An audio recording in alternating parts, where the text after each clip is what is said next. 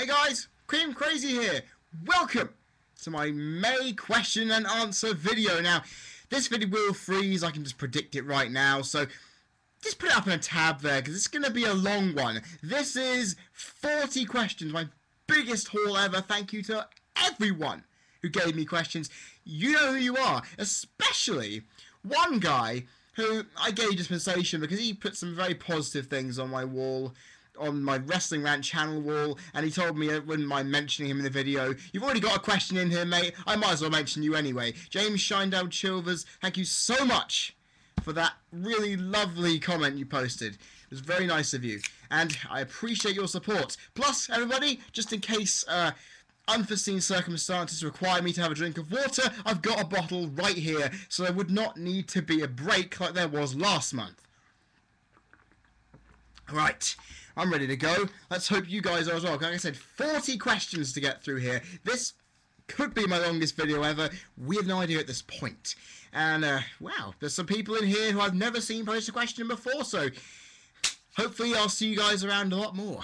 Right, first of 40 from this one first here from Elizabeth1990 asks, are you upset that the Bella Twins left the WWE, and do you see them going to another Fed?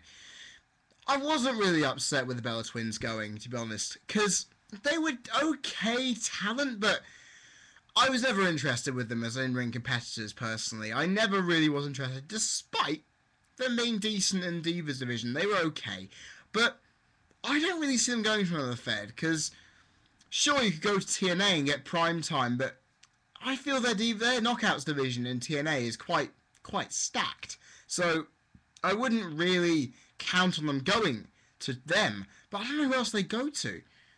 Because in a women's wrestling, there aren't too many places I know you could go to get extra work. You know what I mean? So, I don't know. I don't really know where they could go. So, hope that answers your question. Playlist Maker SG asks, if David Otunga's moveset was improved, could he be a great performer besides his mic work? Now, I actually think he could be, because his mic work is very stellar. Okay, sure. His speech is very monotone at times, and I find it annoying sometimes when he says similar things, but he could be a very good heel authority figure if he decides to wrestle less. More so than Laurinaitis, although I feel Laurinaitis is hated enough, Otunga, with his smug, smarmy attitude, could make himself look like a rich guy and basically put himself over as more of a douchebag than Laurinaitis ever could. But his moveset, I've always commented, is very limited, and just has no body to it. But he improves a lot, and I understand that if he improves more and more, he could be a substantial player in the future, because he's got the look, he's got a decent mic work. Why could he not improve his moves to become something good? Because NXT, the first season of NXT, of course it had Daniel Bryan, Wade Barrett, but to be honest, no one else really from it has become massive. So let's hope that Otunga, I actually hope Otunga does well, because like I said, he's got the stuff, he just needs that extra little bit to get himself somewhere. Well, it's a large chunk, but he definitely needs it for sure. Okay, let me just see if I can pronounce his name without going mental. Mark Tams 909090. Yeah, I didn't make a mouthful of that. Thank fuck for that. Asks, probably a simple question really. Why do you not like Heath Slater? There are a few reasons why I do not like this guy. One, his gimmick. The one-man rock band thing. I have never liked that. Never. I've never... Because you can be egotistical saying you're a one-man rock band, but the fact is, the guy doesn't really portray the gimmick well. Because if you're going to be a one-man rock band, you need a fucking prop. Just to put it out there, he would need a prop, like a guitar, but then, oh, shades of Honky Tonk Man or Jeff Jarrett ripoff there, you're thinking he wouldn't even attempt it. It just, the gimmick is very shallow, because he can proclaim it all he wants, but it doesn't show much, and that really gets on my nerves. I mean, sure, as a heel, you can brag all you want, but for me, a heel needs to back up what they say to gain legitimacy from my end, if you get what I'm saying. And then, another point is, I just don't like the look of the guy. Okay, combine that with his mic work, because the guy just looks really, really smug. He has that weird smirk on his face, like, I know the vid's probably frozen, you can't see the smirk, but it's just where one side of his mouth is just arching up smiling, and the other just sits there, same as always. And I hate that fucking cocky smirk he's got. And his moveset is not very convincing. He's quick, but that's all I can really say about him. And like I said, his mic work and his accent, it just, to me, it just is annoying, it grates me, and honestly, the guy is probably quite talented, but because WWE limits your moveset a lot, I don't know if this guy's decent enough. Because with the Nexus, he didn't really show much. Okay, he was in a team with Justin Gabriel and had some decent success. But then again, I prefer Gabriel more because his accent's awesome, his moveset's better, and generally hasn't got a gimmick to attach, so I can just relate to him a lot more. So, yeah. Heath Slater, I honestly, to me, he is the king of Jobber Central. I mention it all the time because he's the jobber who has nothing going on. Yeah, even Tyson Kidd got a bit of rub over in the Battle Royal and the pay-per-view over the limit, you know. That's the thing. Even Tyson Kidd can get a bit more of a rub than Heath Slater got. So that proves something. Heath Slater to me is nothing. So that's how I work it. Playlist Maker SG, your next question. Yeah, I think I may have... Yeah, I bunched your 3 questions into the first 10. I hope you like that. You said here, would Taker vs. Rock at WrestleMania build hype for the match without the complete feeling that Taker will win, like knowing Triple H wasn't going to win, but it still felt like he was? I think what you're trying to say there is, basically, with the match being built, would it effectively mean that we could basically suspend our disbelief for a second and make us note that Rock has a chance?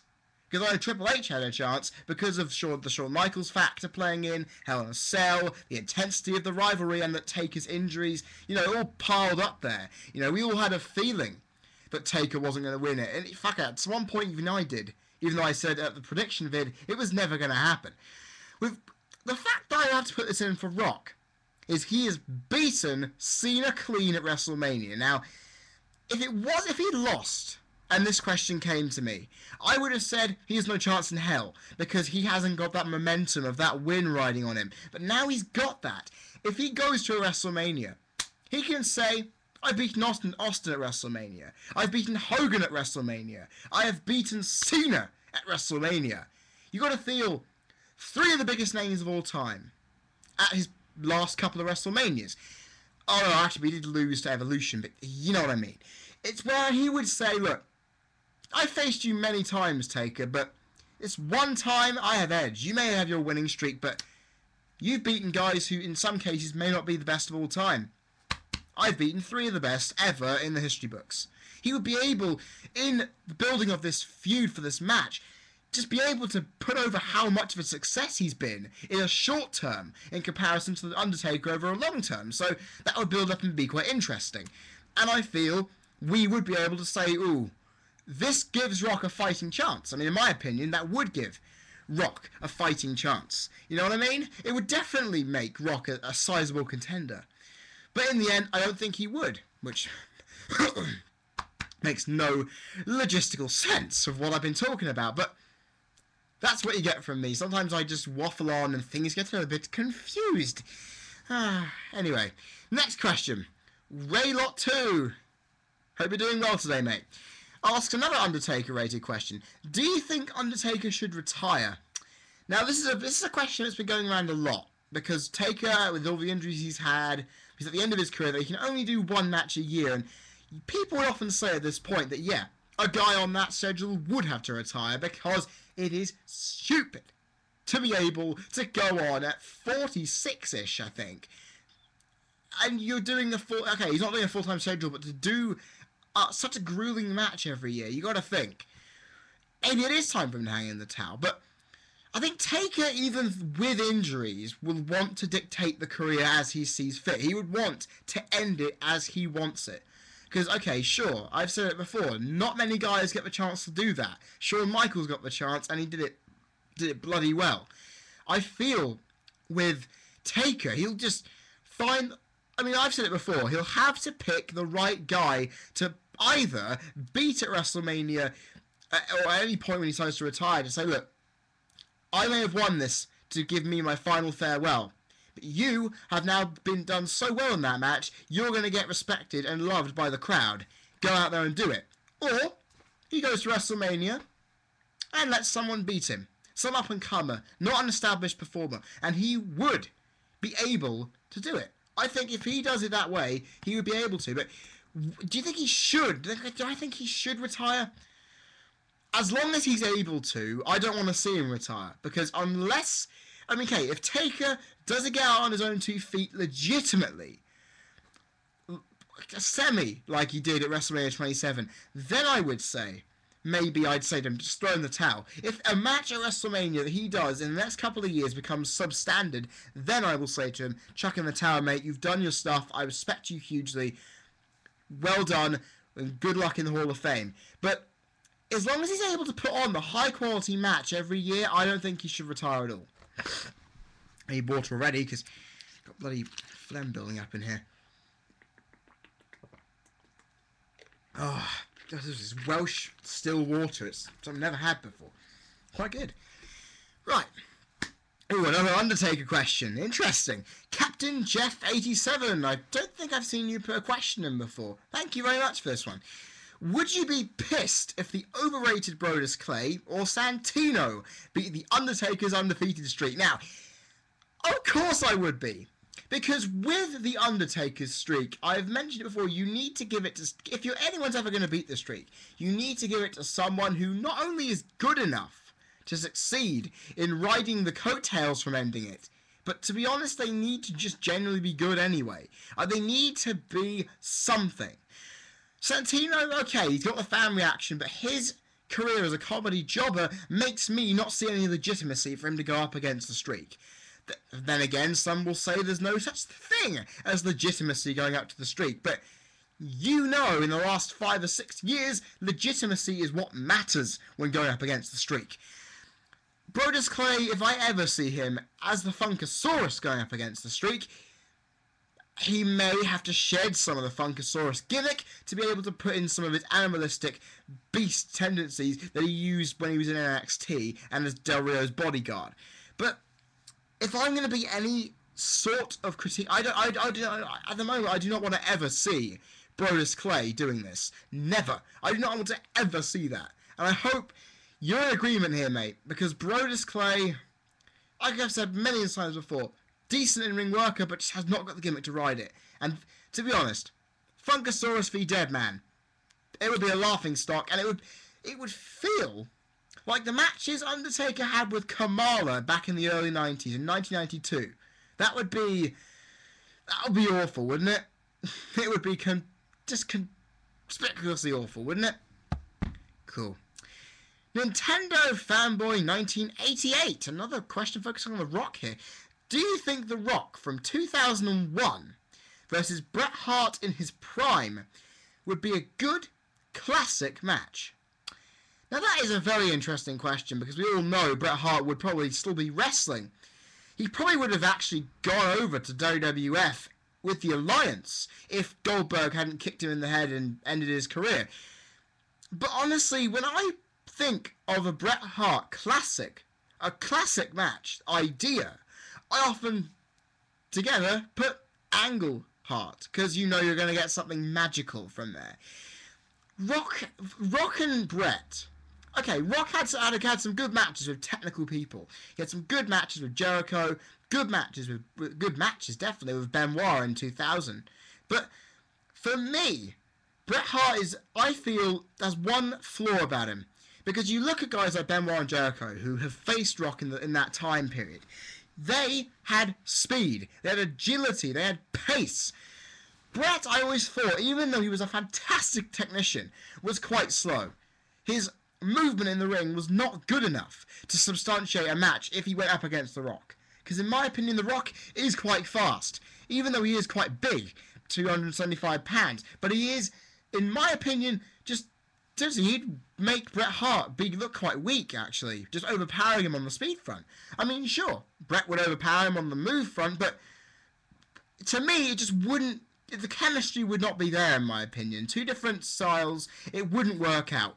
I mean, sure, the crowd will go mental, and maybe you could make this like Hogan Rock was at WrestleMania X8, but To be honest, it wouldn't be a classic. It'll be a classic in one way, but it won't be a classic in the way I expect a classic match to be.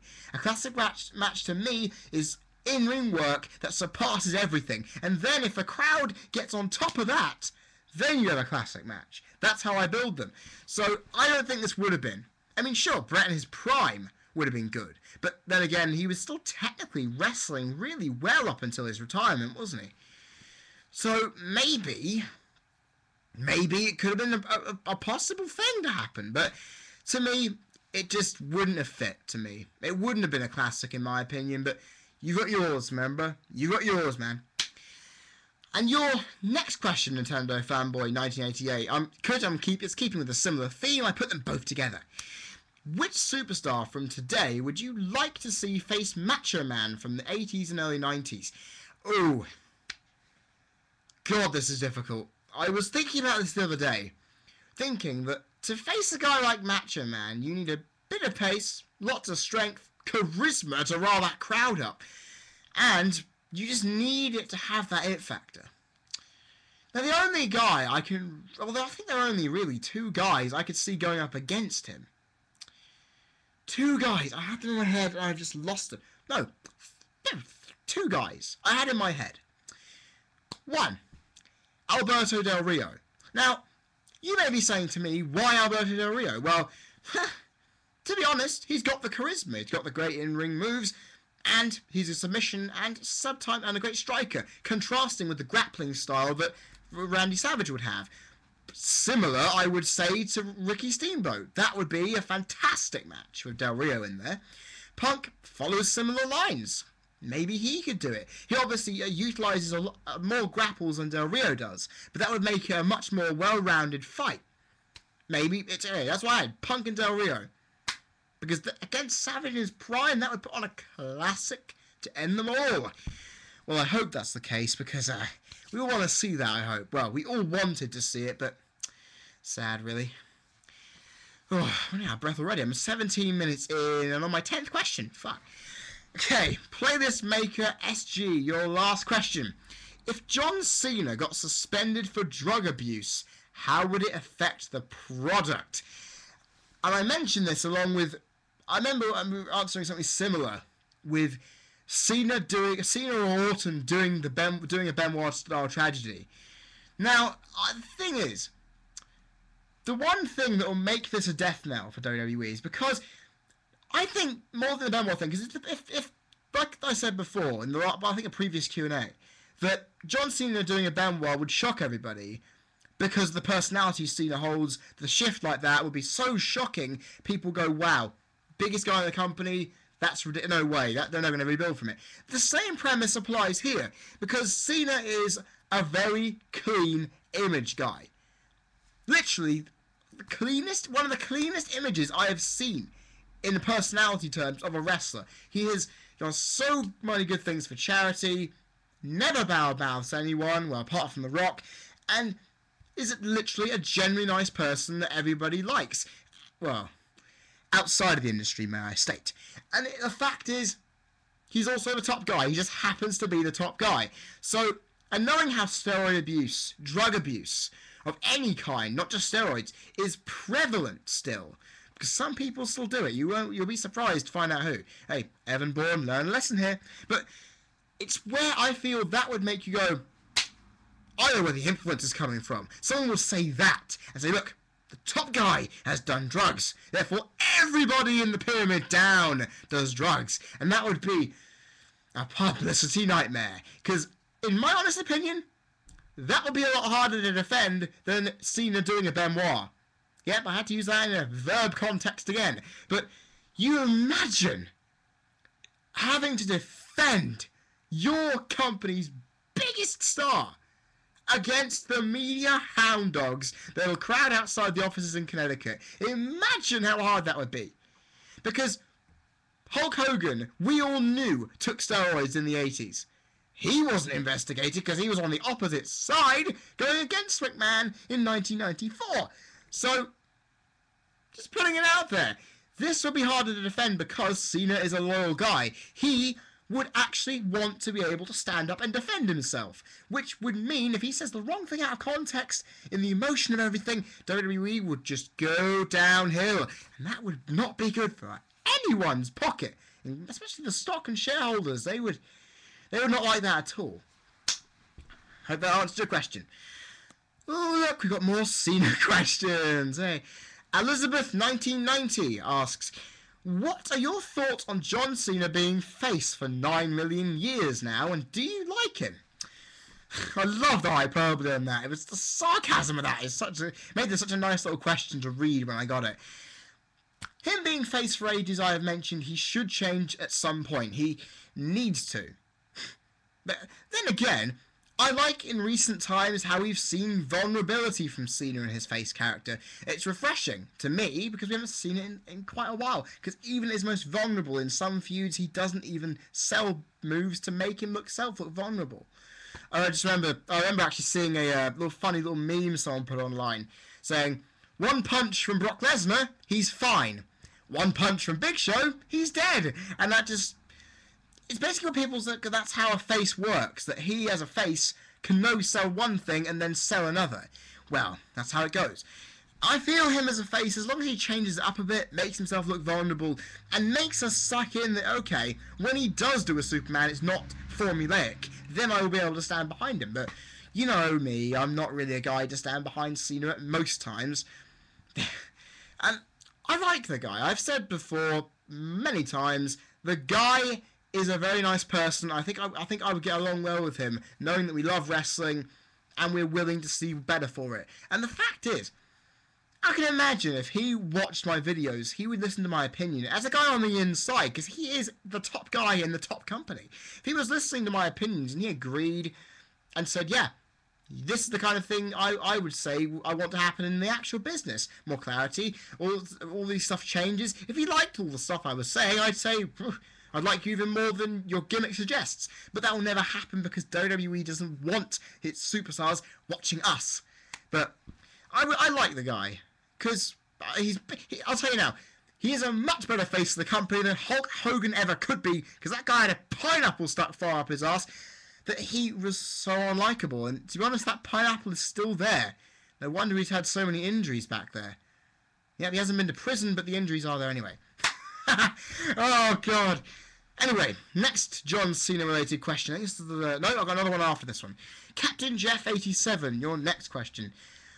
And actually, I think this was I'm going to drink a bit of water before this. My throat muscles have been acting up all week. Right, this is I was a bit freaked out by this question. Captain Jeff 87, what would your reaction be if John Cena, on a live episode of Raw, pulled out a gun on Vince McMahon and shot him, killing him for real, and then killed himself? How would the fans and media react? Now, this is one of the most interesting questions I've ever seen. Because when I saw this, I immediately remembered when in the storyline, Stone Cold Steve Austin held Vince hostage in 1998. Pulled a gun out on him in the middle of the ring, and when I first saw this, I literally was freaking out, thinking, wow, Stone Cold, that's a bit much. And then the bang thing came out. Now, to be honest, if we saw Cena with a gun in his hand, poking something at Mr. McMahon, there are two things I would say would go through my mind at one point. One, will he pull a Stone Cold on Vince, making the ultimate rehash tagline work again? Or two, would Cena be in doing that, inspiring gun crime in loads of kids? That would be the first two things that pop in my head. If he did do it, I would then have to then put in my the fans and media the fans will react like this. What the hell was that? What the hell's happened in Cena? Has Vince McMahon pissed him off or something? What the hell? They'd be shocked. But the fact is, unlike other wrestling-related incidents, deaths, accidents, we can, okay, for most of the time, put a conclusion on and say, this is what probably caused it. That will be such a shock. I don't think anyone could put any legitimate reason together of how that happened. Because honestly, it would basically give us, it would be a complete mindfuck. The glossy poster boy shooting the creator of what the industry is today. Could be a complete mindfuck, and the media would react the same way. They'd say, the guy who made this industry bigger than it ever could be, killed by the guy who has recently been most successful of it. And it would question the morals of the wrestling industry, would it? Would it make them ponder and saying psychiatric treatment may be needed to just check to see if these wrestlers are on a level playing field? It would be, I think, more of it from the media side of just asking loads of questions, because they will be shocked as much as the next guy and try and put some figurative blame. But because McMahon is dead in this sequence, they will feel sorry for Vince for the first time in their lives. The media will not be slagging him off. They will be feeling unhappy. They'll be feeling unhappy that Cena's dead because, well, they may not look back on his career in the best light ever, but if that did happen. But you look at that and they would say, they feel sorry for Vince for the first time in their careers. They would want to basically wish the best for the company through a tough time and try and give it well, you know? They would react more different than they've ever done before. And to be honest, WWE would need something like that. But if it ever got to that, where that if that is what would have to happen to make the media see the good side of be good to WWE, then that would be a sorry day for the world, I think. And another one, the last question from Nintendo Fanboy 1988. You ask here, how would fans react to a match between John Cena and the Ultimate Warrior in his prime? Would they like it or hate it? It's the Marmite situation all over again. Well, let me put my spin on this here. I would hate it. Because you've got one of the most overrated of all time in the Ultimate Warrior against a decent wrestler who is hated to the moon like Cena. You would.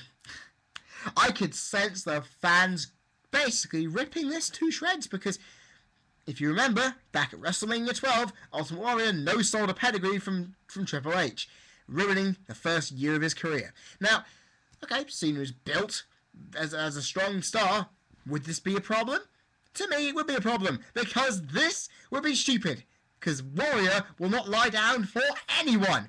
This will be the most critically hated match, probably, to ever come up.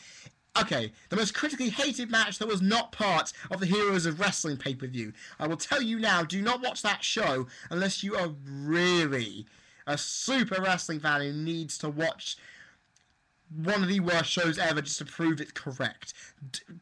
Go search it. It's there on YouTube. Don't look at it. I don't want to watch Warrior Cena. I never want to see it. The fans will be, I believe, in complete unison with me. Unless you are a 1980s fanboy who loves the Ultimate Warrior and you're okay with Cena, maybe I see that's what you'd like. But to me and to others around the IWC, YWC, everywhere, including the British Fist universe, we do not want to see that. Anyone want to freely comment on that? Comment section down there, you know where to go. And just before the half an hour mark, if you like what you're hearing so far, click the subscribe button up there. I appreciate your support. More videos coming after my exams. Hey, right. Then we've got it next. Ooh, MSDC Punk. And another John Cena question here. And you got your questions to me. Thank God for that, MSDC Punk. I always love your questions. How do you think WWE as a company will look back on John Cena in the future? Will they pretend he was universally popular by editing the booze from his DVDs? Or will they admit he was very controversial and that a lot of people hated him? Now, WWE did give The Rock as much the hatred as he could have when he went to Hollywood and came back. People were booing the shit out of him, and they were hating on him. WWE didn't care. They kept it how it was, even looking back on it.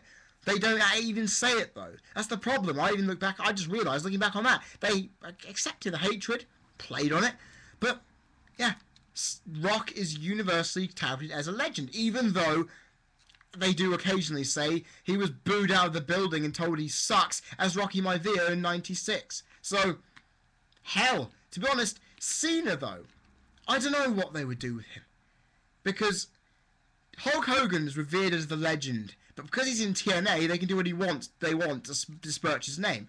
With Cena, I feel they will acknowledge the controversial nature, but in some of his biggest victories, I think they'd silence the boos out on DVDs. They wouldn't keep the boos intact everywhere, because they always tout him out as one of the most controversial stars in history. I can't remember where. I think it was Austin I saw last time I remember checking an old DVD out as being one of the most controversial superstars ever. You then think he didn't really get booed much at all, but he was controversial in different ways. I think they would edit out some of the boos, but not all of them. So maybe that'll keep some people happy. The likelihood is I'm probably gonna get through this entire fucking bottle of water by the time I'm done. Yeah, so I think they'll acknowledge it, because then the Rise Above Hate shit, if focused backwards, if you look back at the Rise Above Hate stuff, people, they disregard all the hatred. That would not make sense in a DVD looking back on his career, would it? So that basically makes it all start quite well. Cena will be looked at on as quite controversial, because they always say no one makes quite a reaction like Cena. No one gets that kind of reaction. Seriously, even Hogan didn't get this kind of reaction. Awesome Truth 998. I nearly fucked that name up. Sorry there, mate. If the Benoit tragedy never happened, do you think Jeff Hardy would still be in the WWE today? Ooh, this was a bit of a curveball to begin with, because I was thinking, it's been Benoit tragedy saying if this happened, would PG still be in? That's what I immediately thought when I saw the top of this question appear on my email when I got this from YouTube. This is a bit of a weird question for me, because Jeff Hardy left. He came back, I think, just before the Benoit tragedy, or he came back in 2006, I think, if my mind serves me correctly. If not, he came back in 2007. No, he did come back in 2006. Hallelujah, because he was in Money in the Bank.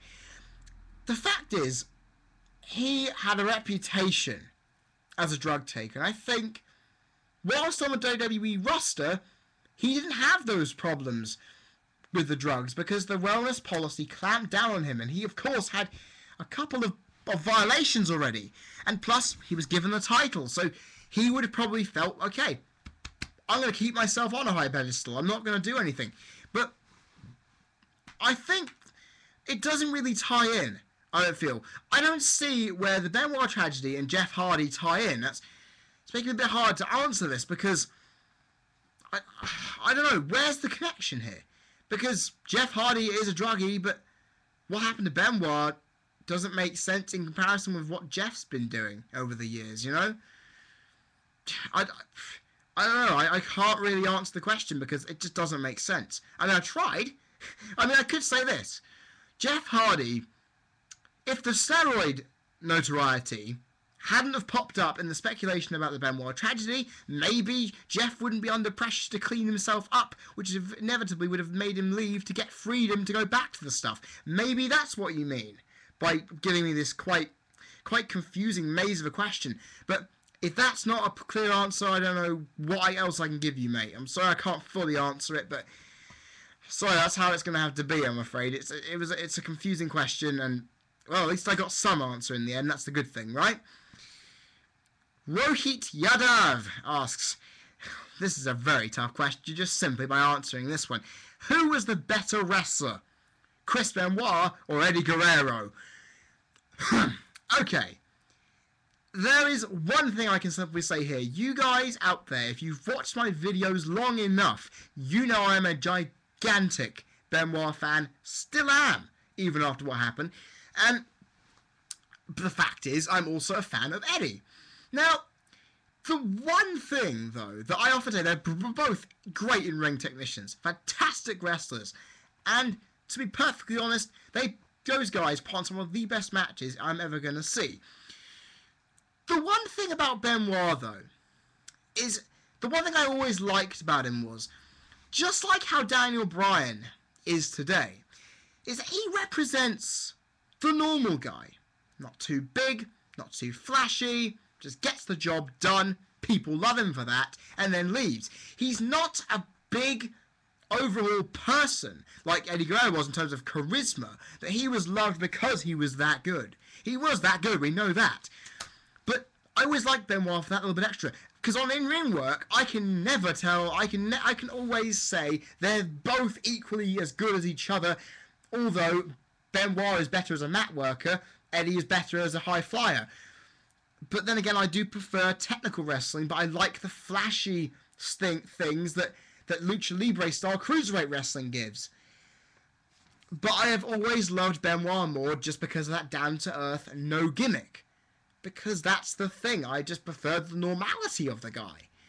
And if his gimmick is going to sway in which one's the better wrestler, then that's not really a fair point to put across. Because I'm always going to say they're both quite equal despite having contrasting styles. And based on my bias, I would have said Benoit, but I don't know. They're both really close. They were both really close friends. They both had loads of success. I can't put my finger down on this. And it's tough. It really is tough. I literally just say they're as good as each other. I'll leave it at that. I'm losing time over this, and it's not good. The Space Boy 19 asks, who do you think is the best theme song in WWE right now apart from CM Punk? Well, because we all know Cult of Personality is the single best theme song in WWE right now. Mostly because I knew it was an awesome song before it came out. If you also knew the song before it came into WWE and also in Ring of Honor by any chance, comment section just to state that. The best theme song in my opinion, Del Rio's. Simply because I go mental whenever I hear that theme song. It fits the character, it's fun to listen to, and it's just great. Because it's a Mexican JBL theme, but it's so unique to me to hear that. Okay, a Mexican guy with a mariachi-style trumpets playing, that's stereotypical. But at the same time, it just fits like a glove. I mean, the only other guy I think is a decent theme song is Drew McIntyre, and he isn't really doing anything. That's the thing, Broken Dreams is a fantastic song. The other guy I would probably put in this category, I've warmed to Zack Ryder's theme. Believe it or not, because Oh Radio, it's a catchy song, I'm not going to lie. But I will say, point blank, Del Rio's is my favourite. It may not be the complete best, but to me it's my favourite, and I have to take personal bias in that front. Awesome Truth 998. Your next question. Do you find The Rock to be the most electrifying man in the WWE? Now, I remember answering this question to myself about 2 weeks ago, and I came up to this conclusion. As a wrestler, no way in hell. Okay, sure, his comebacks and the crowd going mental behind him would make sure of that. But the fact for promo work that he can hold the crowd in the palm of his hand on every word, every movement. He's under shock of everyone's spine going, yes, it's The Rock! And the crowd are jolted into action. And if that isn't a definition for the most electrifying man, then I don't really know what is. I've answered your question, mate. Mark Tams 90. Your next question here. Does Ted DiBiase's theme still fit him now that he has a new gimmick? Ted DiBiase's got a new gimmick? Really? Really? I haven't seen Superstars or NXT or whatever program he's been on. I haven't seen a new gimmick from DiBiase because I haven't fully watched a Raw or SmackDown in full one go in a long time. So I can't really say if the theme fits. Because in my blunt, honest opinion, he should have kept the Legacy theme as his theme song. If I was going to keep a theme which was solid, had validity as a theme, and worked. Because it gave him something to push and say, look, I'm the new generation. I'm going to go up there and beat your ass. Worked out fine, saying, instead of rehashing the $1 Million Man gimmick from his dad. You know, it would have worked a million times better, but Honestly, what is Ted DiBiase's new gimmick? Someone tell me that, because I have no idea what that is. Oh god, I've nearly gotten through at least a quarter of this bottle already. Don't know, well, actually it doesn't look it on here on this webcam where I'm seeing, but sorry about that, guys. But yeah, what is Ted DiBiase's new gimmick? Comment section, please. Your last question, Mark Tams 90. Do you think Wade Barrett's arm injury will affect his career like Rey Mysterio's knees do his? Now this is very tough for me to answer because we haven't seen Wade back yet, which means we can't really decide whether it has or will. Although when I look at it, Rey Mysterio's knees affect him so much because he uses them a lot. Now he runs 619, springboard moves, walking. He does he does a lot of stuff with those legs. Wade Barrett's finishers are the Winds of Change swinging side slam, black hole slam I should say, and he's also got the wasteland, holding people up on his shoulders and then planting them down again. Now imagine that elbow just getting tweaked when a bigger guy is on his back doing it. Just imagine if he does the wasteland. If he does the wasteland and the elbow tweaks, that would be painful as hell. And I feel that could affect him in the long run. Maybe he'd have to change his finisher, or find a quicker way to do it. Maybe find a quicker way to do the move, so it won't cause him too much pain. Maybe he does like a small steamroller type thing, where he runs up and then just completely flips over and does it, but then that would just be a steamroller and it'd be a simple move. Because Sheamus does that in a normal moveset. I don't know. We'd have to wait and see if it does hamper himself.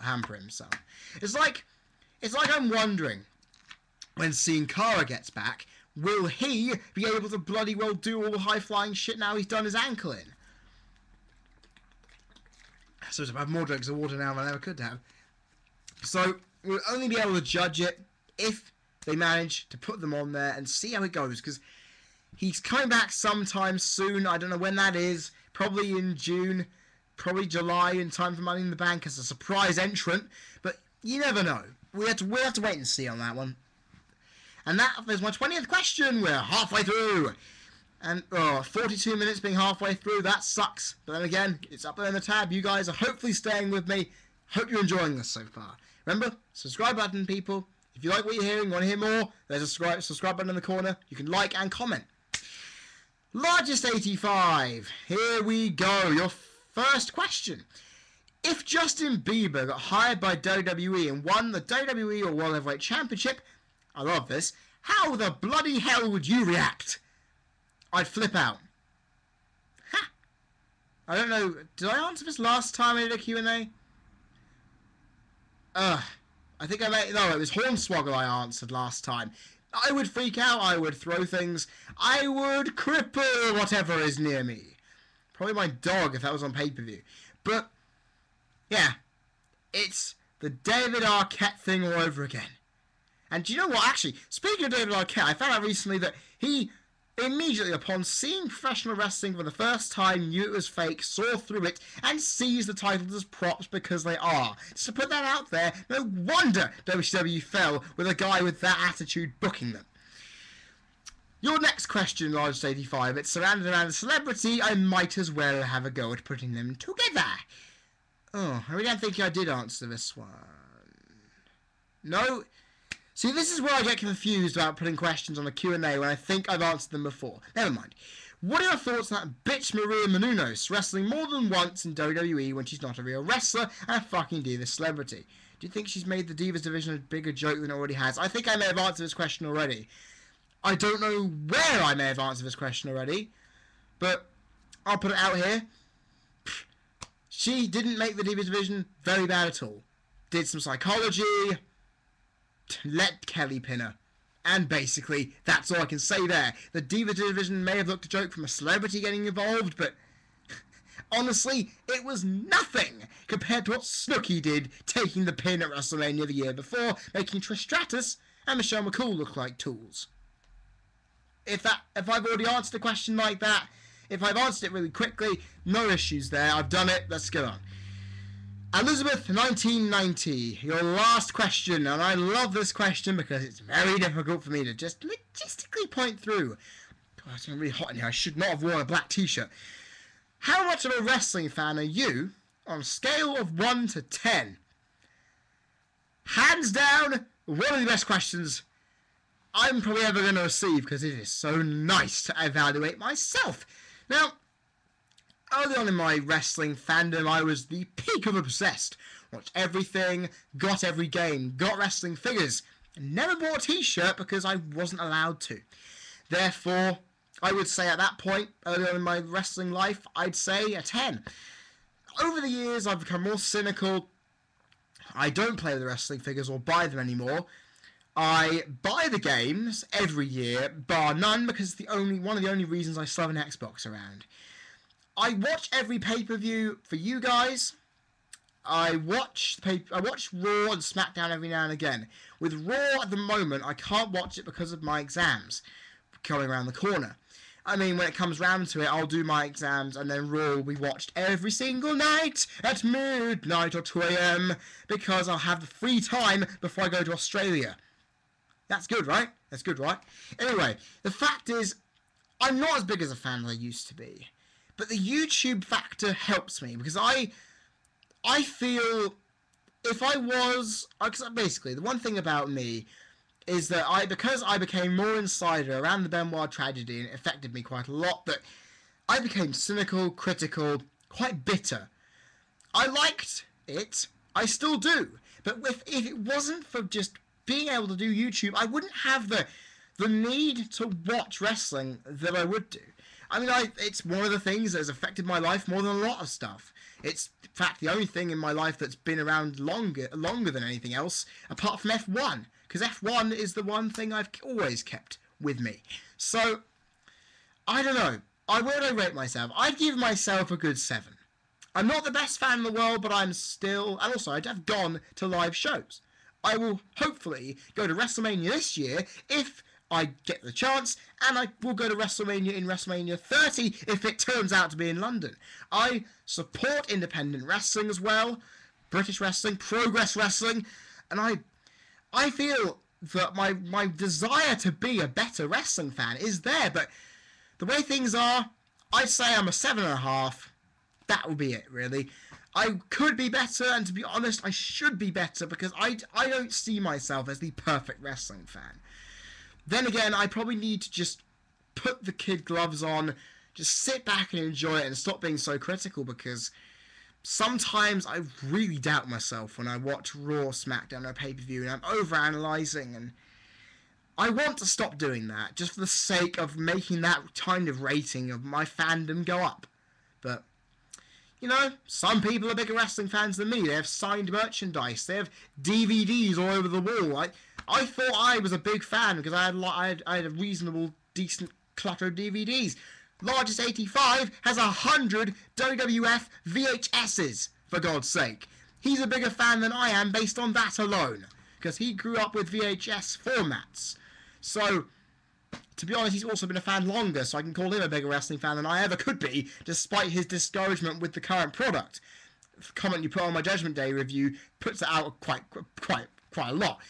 So yeah, I give myself a 7.5. I'm probably being a bit too harsh on myself though. So if you guys want to put in what your ratings of you would be, or what you think of me as a wrestling fan, comment section. Raylot 2. Now this, I had to feel, is probably the best question in this entire Q&A, because it's going to stifle up a lot of debate. So I'm going to quickly stir the rhetorical pot. The metaphorical pot, I should have actually said. I'm lost here again. It's been 48 minutes. I'm going to make a slight slur of things. Did you agree on the singing of the national anthem on Raw after Osama bin Laden's death? Let me take a look at this through the eye of me, because recently there's a news story which I felt made this question come at the best possible time, because last week the guy who was convicted of the Lockerbie bombing, Al-Bassad al-Megrahi, died after being released from prison and being in his bedsit in Libya after suffering cancer for the last couple of years. Now, the fact is, this guy, convicted of a big terrorist atrocity, despite not a lot of evidence being there for it, the guy was hated by a lot of people, a lot of Americans included. But I loved how one of the relatives of a victim said, "It is sad to hear of Al-Bassam Megrahi's passing, because one, we don't get to hear any more information, and it's sad even in his case for a death to happen, because as we all know, he didn't mention it, but I got the feeling he wouldn't wish cancer on anybody, even a terrorist. You would not wish a cancer on."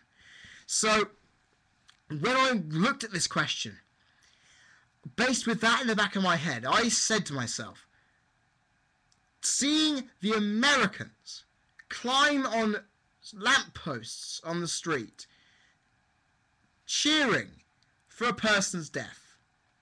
Now that, okay, sure, his organisation committed one of the biggest atrocities to have ever hit the world. That is no question. But honestly, the guy had a family still. There were people in his family who didn't like the fact that he was the head of a terrorist organisation, who were very against what he did as the leader of Al-Qaeda. They would have been upset at his loss. His wife got used as a shield, apparently, in the ruckus that killed him. People are being sorry that, yeah, his wife is dead. His family would feel sorry about losing her as well. The fact is, even though he was a terrorist, a very evil one at that, it's the fact that I will say this, no one wishes death on anyone. No one can ever wish death on anyone. Even if I have said before I could wish death on many a superstar because they're awful, but I would never say that, because that's just awful. And the fact is, America is so stuck up its arse a lot that they completely forgot that just because it's on American soil, it has to be an American victory against terrorism. And I watched Fox News breaking the story of Bin Laden's death, and there's this guy there going, "You know what, this is real. This is the greatest thing ever to happen. I'm so happy." I thought, you can be happy that a guy who committed a terrorist atrocity is dead, but to be honest, you shouldn't go around parading like it's the best thing to ever happen. Because in death, nothing is the best thing to ever happen. And I had to put that out there because it's such a huge thing the Americans don't understand. Sure, the guy was a terrorist. The guy was a leader of a terrorist organisation whose plots killed millions over the years, since 1970 something. But in death, there is someone out there. There are some people out there who are grieving. And to go around cheering, letting off fireworks, parading your national anthem and using the death as a source of pride, even in this case, I find slightly disgusting. Now, if you guys are going to slate me, put loads of hate down there in the comment section, I don't care. Because, sure, the guy was Osama bin Laden. Sure, the FBI probably were a bit disappointed they couldn't give out $25 million to someone for capturing him and sending him to the USA for a trial. But the fact is, a guy died, somebody in his family who are not affiliated to Al-Qaeda are grieving for the loss of their son, brother, nephew. And even in this case, I would say it was totally out of order for the Americans to put their hands up their asses and play the national anthem on Raw when it really wasn't needed. Okay, sure, the pride was there, but to me, that's just wrong. Because it's not appropriate, guys. And I know some of you out there are, like I said, probably fuming at what I've said, think I'm anti-American, pro-terrorism, but look, it's common sense. You do not wish death on anyone, and you do not celebrate a death like a national occasion. Sure, I celebrated Kim Jong-il's death like it was a massive occasion. Mostly because I hate North Korea's fucking dictatorship.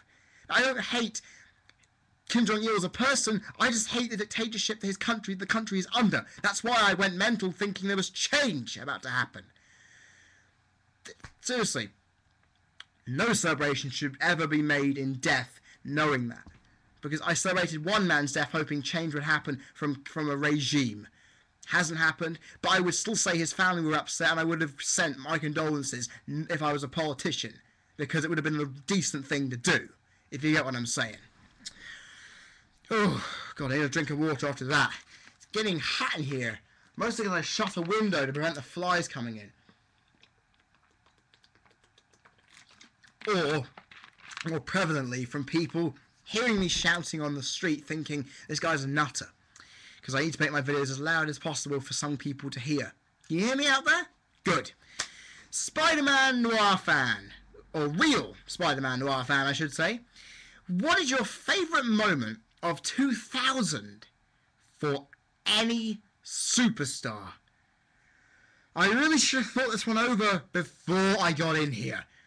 I really should have thought this over. Okay. It's been my favourite moment for some time in 2000, but Jeff Hardy's Swanton, simply because it was one of the greatest moments ever.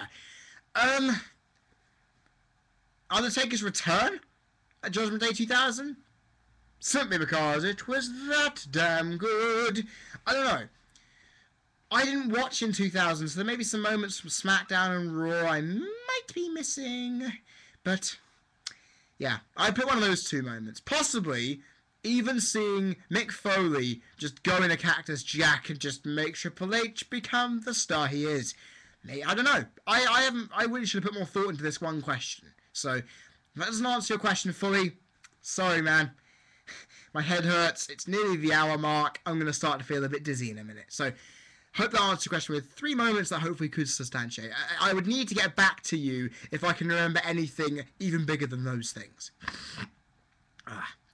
Cancerous Mic Work, your question here. What is your favorite WWE t-shirt that you own? You know what I did? Even with the heat around here, I'm wearing my favourite t-shirt of WWE's right here. The CM Punk t-shirt from 2009. It's simple because it's effective and it shows straight edge to the core. You know what I mean? It works out. I've always loved this t-shirt when I bought it in 2009, and I love it. I would like the Best in the World t-shirt because that is a sublime t-shirt. But because I don't own it, I can't say I love it. Hey! But this is the t-shirt. I've only got this and Sin Cara t-shirt, so... I also have a Nexus t-shirt I bought, but I didn't end up wearing it that night. I've almost seen Cara t-shirt that day. But yeah, it was... I need to get more wrestling t-shirts. WWEshop.com account, here I come. James Shinedown Chilvers. Hey, what is your favourite logo or design in WWE history? Now, I was trying to think. Do you mean a character logo, a wrestler's logo, or a pay-per-view logo? I mean, I would obviously go for these, the wrists on the t-shirt for CM Punk, because simply it is my straight edge sign. But the other, just, I love it for its simplicity. I've always loved the WrestleMania X7 logo. Why? Actually, any logo that it was like that, from WrestleManias 17 to 19, the logo there for WrestleMania, it had so much class. It was bold, it was shining, it's WrestleMania, but it had that elegance to it. And that made me say, we're here. It was no frills, little box with the Roman numerals underneath, or X7 with a giant X8. It did its job. It was formal, it was elegant, and it just made WrestleMania seem classy enough to be the best event on the calendar. And to be honest, it should have stayed that way, just with a few alterations, because changing the logo every year was a bit of a tiresome job for the designers, I bet. So, I've always loved it. I even downloaded the WrestleMania font on my computer because I love it so much. So, yeah, the logo is one of my favourites, just simply because it's that good. There was one other I had in my head. The SmackDown and Raw logos between 2001 and 2006. Because the Raw logo from 2002 to 2006 has so much nostalgia with me. I love the graphic around it. And the SmackDown logo from 2001 to 2009 because of the exclamation mark. And it just worked as a logo in general. There was one other one I had in my head. I can't remember it.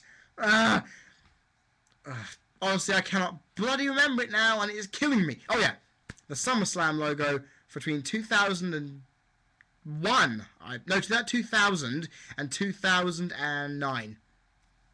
Because that is SummerSlam for me with that S, that double S thing. That's my SummerSlam logo. It works. Pay-per-view logos I always am familiar, and I love them so much. So, yeah. All's good. Oh, and design, because it's simple. Austin 316 with the flaming skull behind it on that t-shirt. I fucking need that t-shirt. So, yeah. Just good little bits of logos there, but the WrestleMania logo from X7 to 19 will always be the logo for me. And we just passed the hour mark! Woo! Wish I had a thing I could fire off. Right. Rico 3. I think you only gave me one question this time. Well, you did. Okay, well, this is a decent question. How would you feel if WWE was no longer scripted and went 100% real? I would be the happiest man on earth. Because you know what I found out? I went on Taka Michinoku's Wikipedia page and I linked to a journal which stated Mick Foley said, if WWE was based on talent and wrestling talent alone, much like how boxing technically can be, then Taka Michinoku would have been WWF champion. That sums it up right there. A guy, sublime Japanese wrestler, was not given the time and place to show himself because WWE is scripted. You don't get the chance to show your personality. You don't get the chance to show your proper moveset. You don't get the chance to do what the fuck you did years ago before going in. Because I'm sure in Ring of Honor and TNA, they're slightly scripted, but not to the point where WWE is literally scripted to the T. And if it goes wrong, you're fired. That's how it goes, isn't it? I mean, if it was 100% real, where every match was as unpredictable as the last, and done on pure ability alone, much like the Zack Sabre Jr. Marty Scurll match I saw at the first Progress show. I had no idea who these guys were, even though I knew they were a tag team, but the wrestling was so fluid, you could tell it wasn't scripted, or they were doing it knowing in confidence they could put on a good match with each other. That's the kind of thing. That's the kind of match I want to see. Fluid, great wrestling. But occasionally we made something different. But you never know. If it's 100% real, I don't have to worry about predicting a match knowing that I'm probably going to be right. Then I could say, oh, I think this guy could win because of this. Okay, he's a really good wrestler, he's been on a roll recently, I'll give it to him. That's the kind of thing you'd say if it was 100% real. For scripted, you've got to factor in backstage story, backstage heat, contract issues. You've got to factor in if the wrestler's liked, if they feel they're going to push him more, if he deserves to be pushed more. It feels more artificial when you put it that way. You don't factor a guy on the build-up to a show by saying this guy's won loads of matches, he's convincingly beat people, he's taken them to the wire, that's it. You can say with a boxer that he's managed to do really well in fights, his endurance is really good, he hasn't shown much decrease in stamina, therefore he'd be able to outlast the opponent and he'd win. If a shot comes, it would be unbelievable. But in wrestling, you can't use that analytical approach, because matches can do that and just change, and they could, and in fact, some cases, they could just do what happened to Daniel Bryan, be kicked in the face and over, and it's not really what would happen, would it? So, yeah, I'd love it to be 100% real, but I think what we'd need to do is shove Hulk Hogan's pineapple up of Vince McMahon's arse and then take it out again, just to see if he changes. Sean7307, your question. What is your dream card for WrestleMania 29? Now, I may be going to this. I may. Let me just put that out there in giant capital letters, because my uni calendar now, if I go to uni, works out perfectly fine for this. So I'm actually looking into this WrestleMania with a lot of anticipation. But also, it's in New York, so it should be decent, because the crowd are going to be mental. Okay, first off, one match I do want to see, and I've pinpointed this out in a previous Q&A. Undertaker versus Wade Barrett, because of the history. Put it in, simple. Sin Cara versus Rey Mysterio.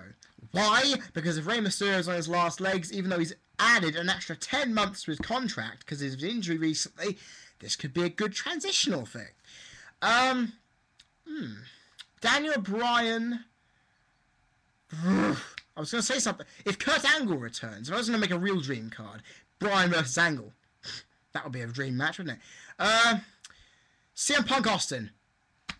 Honestly, if it's going to happen anywhere, put it here. Because honestly, if you want another match to sell WrestleMania, put it there. Taker, I've already said. Cena, though. Cena, where would I put Cena on a WrestleMania card like this? Seth Rollins. Cena versus the next big star. Do you remember what I said in booking a perfect Cena heel turn? Where Cena gets tag team with a guy, he then beats up the guy, turns heel, wins the title. That guy then climbs his way up the ladder, showing how good he is. He then gets to WrestleMania, then beats Cena and becomes the next big guy. A guy like Seth Rollins, better known as Tyler Black, could do that so well. Couldn't he? I'd love to see that. And of course, I would love to see Lesnar rock. Who wouldn't want to see Lesnar rock one more time? Because the match at SummerSlam 2002 was great. I'd probably put Triple H versus Shawn Michaels. I know Shawn wouldn't want to wrestle one last time, but I think, knowing these two guys, I'd love to see them go against each other one more time. It would be a rehash of an old feud, but it would make me happy. But then I've just realised I've left CM Punk off the card. That's bad. I've left my favourite wrestler off of this. No, I haven't. Fuck, I've already used CM Punk in. See, my head's going. I've lost myself. Alberto Del Rio I would have probably put up against Randy Orton, maybe? Well, they already had a few matches. You know, I've put some decent matches there. I'd put them on the card. What would you do? It's up to you what you want to do. Right. The Space Boy 19. Your next question. Whose gimmicks would you change in the WWE and why? Well, Funkasaurus back to Giant Monster Destroyer. Because it works, people. Michael Cole, heel commentator to face commentator because we're sick of him. Hornswoggle. Leprechaun to released. Sorry, that's just the fact. It's true. Rey Mysterio from underdog, from the ultimate underdog, to a respected, wise legend. Because he is on his last legs, I would love to see him adapt his character, become wise, start teaching the younger guys, and be brought out holding the pride for the industry on his sleeve. Rather than just saying, look, I can overcome your challenge. I can do anything. I'm Rey Mysterio.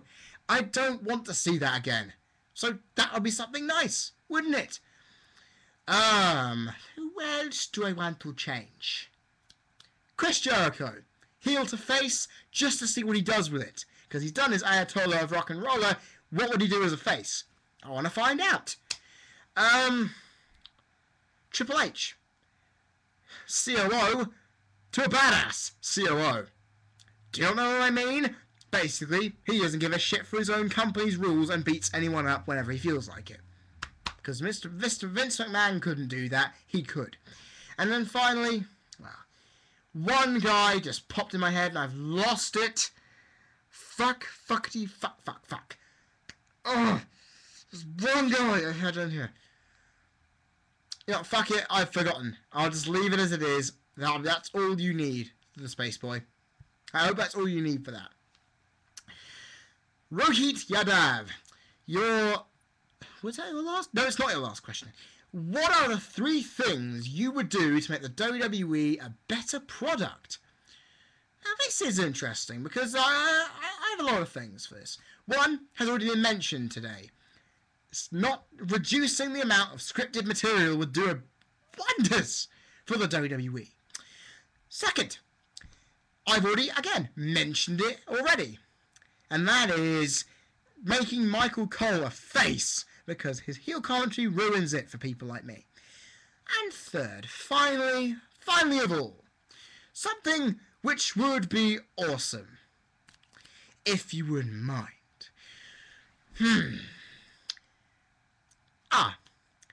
Removing Vince McMahon from the creative process.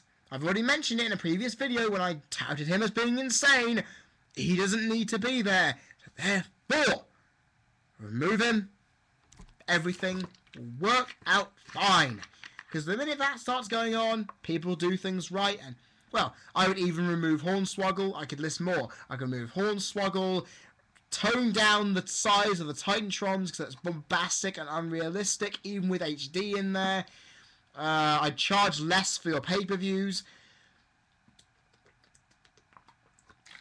I'd not make sure you don't treat all of your employees differently. I'd remove... here's one thing I would do, more than all the things I already said. Remove backstage politics and make it a more fair industry. How'd you like that? Hope you like them apples. Cancerous mic work. What wrestling DVD, or which wrestling DVD, have you spent countless hours of the day watching? Now, there's only been one I have watched over and over again. WrestleMania X7, because when I got that DVD, I watched it over and over and over and over and over and over and over. I, every time, though, didn't watch the main event, which I'm really pissed off that I didn't at the time, but I watch it now and I love it. You see, all works. I feel WrestleMania X7 probably the most watched DVD I have in my library. Because then again, if you've got the original, you take pride in watching it, it works out fine for you. Raylot 2, your last question here, and I'm on question 33, wow. I might be able to get through all of these before the 1 hour 30 mark. Do you ever see ECW coming back in the future?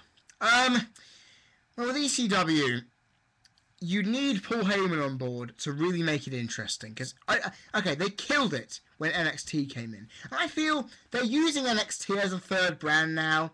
Dusty Rhodes is the guy. Like, superstars will be going into non-existence now. I'd like to actually see that, mind you. I don't think it's going to come back. It had its day in the sun. It's not going to happen, I don't think. It did what it did. Made RVD legitimately a star, briefly. It made Bobby Lashley briefly a star. It gave Big Show a bit of legitimacy for a while. It didn't do too much. Oh, and it did build some stars up. Quite well, actually. So, Jack Swagger, Sheamus, CM Punk, some guys there I could mention. NXT will now want to do that job. Now it's gone from a competition to a brand. It'll mean, it's got legitimacy, it's got authority figure and Dusty Rhodes that we can all take good notion he's going to make the right decisions in. You've got Triple H in the backstage area controlling everything. Apparently it worked very well last week. You know, it could be good. You know, I don't want ECW to come back because people will just criticise it over and over, and that's just depressing. You know what I mean? Oh God, I have been dreading this question. I've been dreading this question that's about to come up. Damn you, real Spider-Man Noir fan! What are the 7 reasons you dislike WWF No Mercy? Okay, I slated No Mercy in my last Q&A briefly. I really was praying this wouldn't come up. Let me go through it. 1. The control system is quite confusing for me. I like a simple control system when I'm playing a game, so I can just go in to it, and then if I leave the game for a while, I can come back and still play it. WWE 12 is a fine example. I can still play the game. Yeah, Triple H, fuck you, I just screwed your catchphrase. Next, the graphics.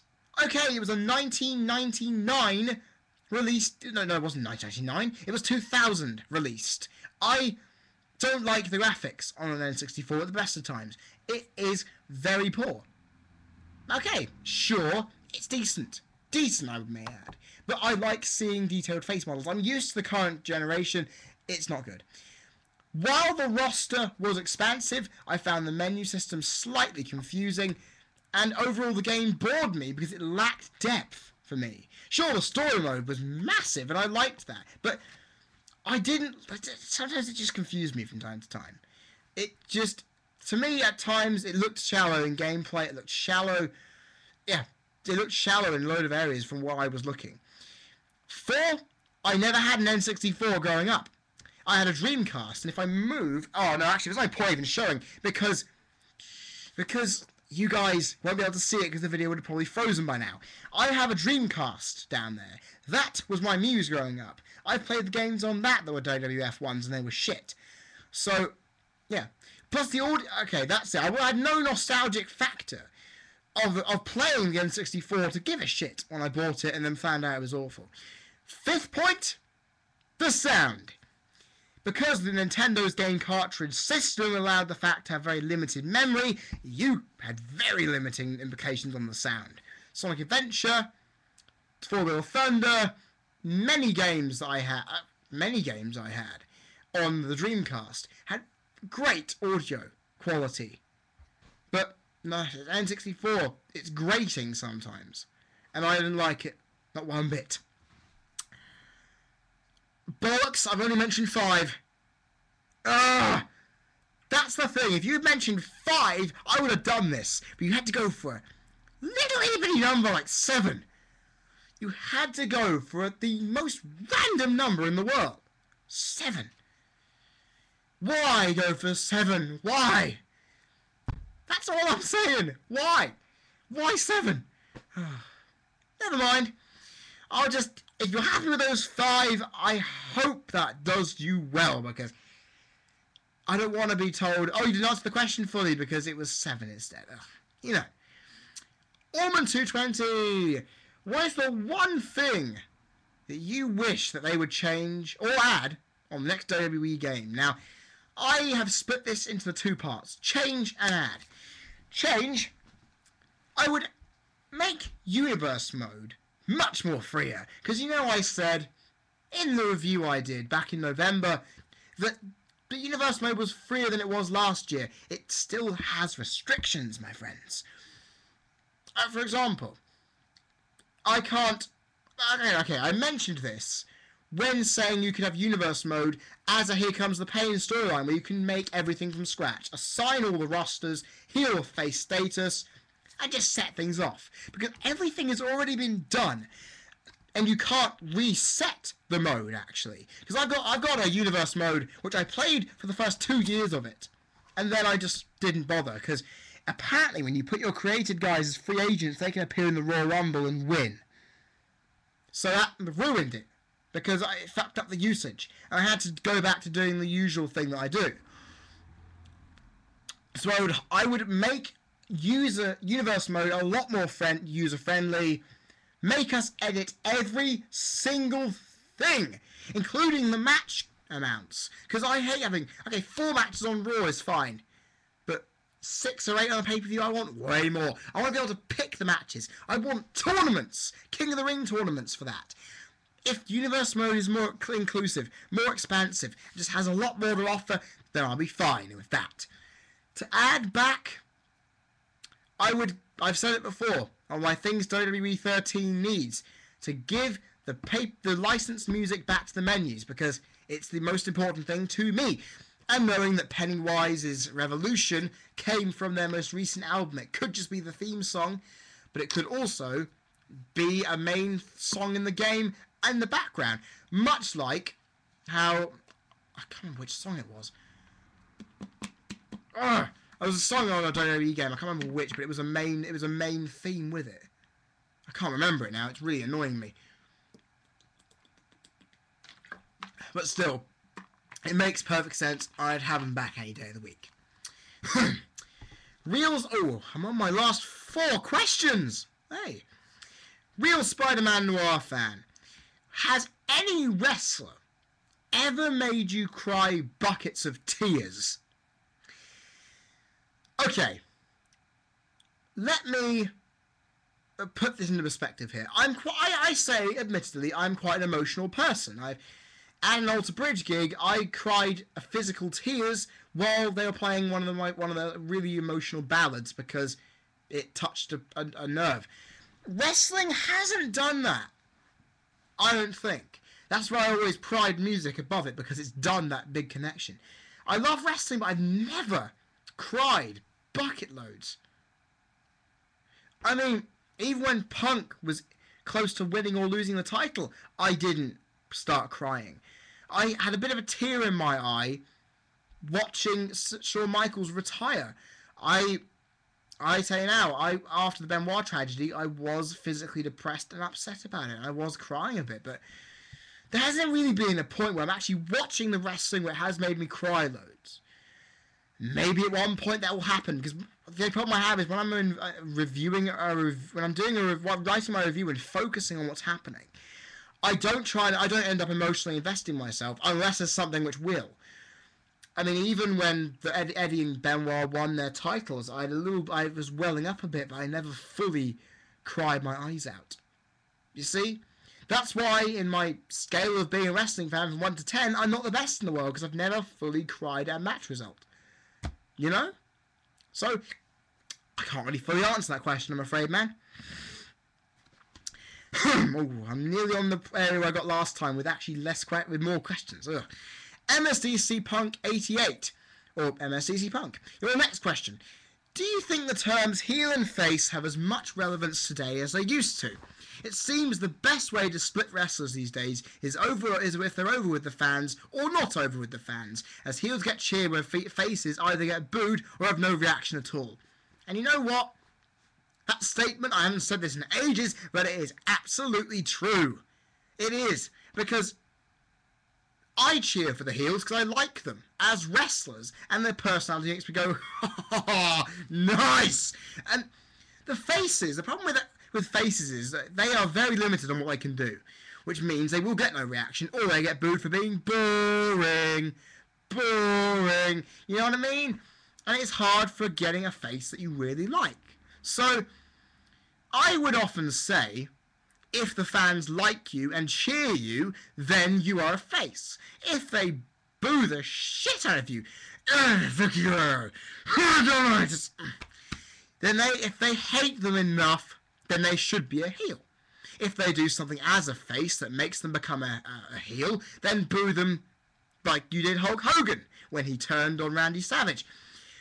And in fact, actually, I was saying this the other day, Triple H was a heel when he showed good sportsmanship at Judgment Day 2000 and basically said to the McMahons, look, I want to do this match on my own.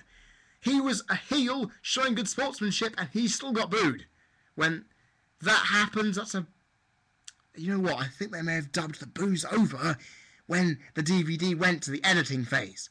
But I don't know if that's true. So I would agree with that you're either over with the fans or not. You're either really popular or not. Because Zack Ryder was over and now he isn't. But face and heel are just standard glossary wrestling terms. They're going to be there until the industry dies. So we're going to have to keep using them as blanket terms. But because of what happens, it is very ambiguous. And to be honest, I don't often use them. But I try and note that because they're there, I might as well put them to use. Speaking of the heel and face thing, MSDC Punk, your last question. Do you think there is room for monster heels in the WWE? Being heels, they will inevitably get beaten by a babyface, thus making them look weaker. Should the WWE stick to opportunist, cowardly heels? Now, this question is quite simple to answer. With a cowardly heel, it can work if they got the build for it. Now, I hate that the cowardly heels are often meant to look quite dumb. And that's the thing. When Daniel Bryan did his stuff, he was a smart coward. Well, mostly because he's a good wrestler, we can get away with doing that. But we got a monster heel in Tensai, but then again, we can't really call him that because he hasn't got a reaction. But we need a big monster. Every wrestling company needs a big monster. Because remember, Mark Henry, when his heel turn happened, that's the definition of a monster heel. It worked. But when he got beaten controversially, we respected him for what he'd done in his heel run. And he didn't lose any weakness, in my opinion. Because he didn't get beaten quite as easily as it could have. He got punched once and bam. And the ring broke. So think about it. He didn't effectively lose the title in a way that makes him look weak. Cowardly heels should be there, but you need diversity on your roster. Have a heel that is cowardly. Have a heel that is big, monster, brute, who can beat someone up. Then have a heel who could be a combination of both. Have a heel who just says, you know what, you're saying about fatness, I'm going to beat you up. Teach everyone listening, yeah, I beat this guy. This guy's trash. I'm the guy you should be worshipping. That's the egotistical heel. That's the thing. You have different types of heels, but WWE likes showing the good guys as the best. And we don't want to see that every time, do we? Right, I'm going to take a big swig of water here, because this last question, is going to be one just like the Osama Bin Laden question that is really going to get me riled up. Right. You know what? This is quite funny, because I got sent a video from Cancerous Mike Work the other day about a guy who slags off wrestling in his game reviews for WrestleMania 2000 and No Mercy. You know what? It turns out this question is about the exact same guy. How funny is that? Largest 85, you're becoming the guy who just ends my Q&As, don't you? You always put the questions right there as a final curtain call on the Q&A. What are your thoughts on people like NecroVMX, who say that wrestling is stupid and fake, and that all wrestling fans like you and I are retarded because we are adults and we still watch wrestling? He says people over the age of 10 who watch wrestling are also retarded. Right. I was going to save this argument for my 100th wrestling rant. But because that's probably never going to happen, I'm going to line this out here. Because, ladies and gentlemen, if you are a subscriber to NecroVMX, if you know the guy, and you would see the joy in shutting this man up with my blunt opinion, share this video, send it to him, tell him where in the video I start ranting off on him, and we'll see where we go from here. Right. This is such an issue, because I've had to put up with it all my wrestling fandom. Everybody has. That wrestling is fake. That wrestling is just choreographed melodrama, which, to be honest, it sometimes is. I can admit that. But the fact is, I know, as a fan of wrestling, as a person who has been part of it for nearly 10 years now. In fact, I dug up an old report that was assessing my Asperger's to find that even in October 2002, a whole month before I believe I started watching wrestling, it was there in the report. So I've watched it for nearly 10 years. I can say that I understand it's not fake fully. The melodrama and feud aspect is, but when it comes to in-ring work, I respect them hugely because they are putting their bodies on the line, working their teeth to the bone. They are doing what they need to do in the thing they love to do, making a living for themselves.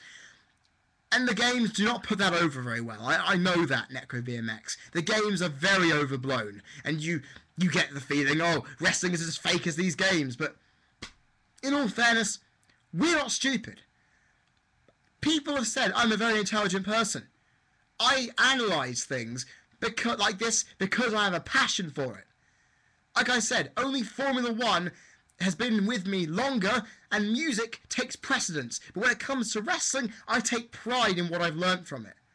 And I know that I'm not retarded, even though you're using hyperbole there. And it's we as adults who have grown up with wrestling, like I have mentioned before, if you get bitten by the bug, you do not leave it. No matter how many times you try. And it's the thing. You criticize wrestling. You say, you basically, as an outsider looking in, just state it for how you believe it looks. And you haven't got any of that emotional connection that we have.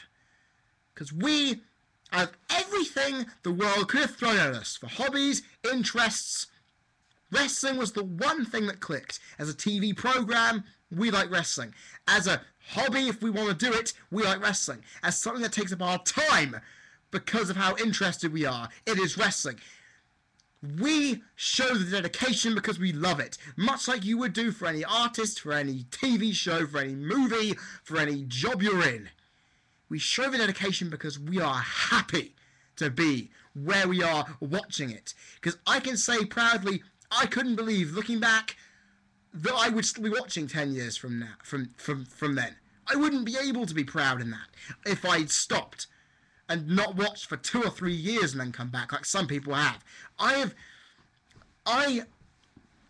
still watch it because it is good for me. It's one of the things that gives me a social standing, and I can be thankful for that. And saying that people over the age of 10 who watch wrestling are retarded, I got into wrestling around that age. Because as an impersonal young person, you watch wrestling, seeing people do things which you don't see people doing. It makes you feel like you can touch the sky, and it's something that these guys are on. These kids are getting into wrestling on cloud 9 because they're watching people do things they could never do, and it aspires them to something. Wrestling is fake in some aspects, but the emotion we put into it, because we love it. We like watching wrestling. We like watching it. It is technically a sport here. It is not some mamby-pamby tiddlywinks competition. This is, sure, slightly choreographed physicality. It is physicality because that ring is not fucking trampoline. That is not trampoline, you know. I have watched a lot of wrestling events on TV and in person. And I know I have had to encounter a lot of people like you, NecroVMX, who criticize us as a fan base because you aren't like us. You don't see what we see. You don't see the joy that this thing gives us. And you just point out the obviousness of what we already know.